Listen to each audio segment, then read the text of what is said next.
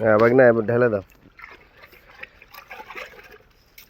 কি দিছো ভাগনা টিএসপির ভিতরে? এটা লালি গুড়।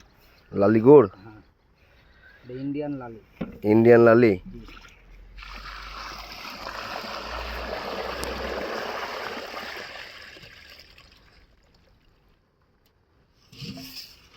বাহ, কালার তো খুব সুন্দর আসলো।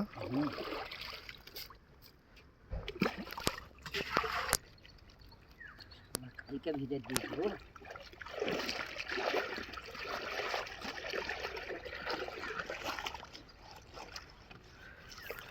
ফিডের মিশ্রণটা দিয়ে দেওয়া হয় না, এটা একসাথে ঘুরে নেওয়া হয় তাহলে।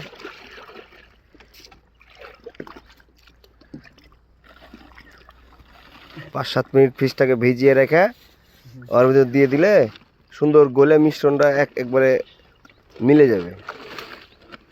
ভিজেছে না ফির? ওকে, দেখো দেখো,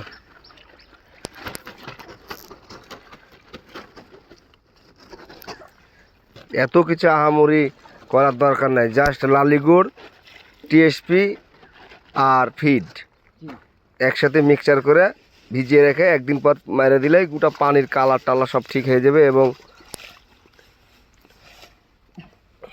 মাছের রুচিও বেড়ে যাবে। পানির কালার করতে জাদু মন্তর লাগে? এই দাও ওই দাও, কিচ্ছু দেওয়া লাগবে না। 15 দিন 20 দিন পর পর দিলেই না।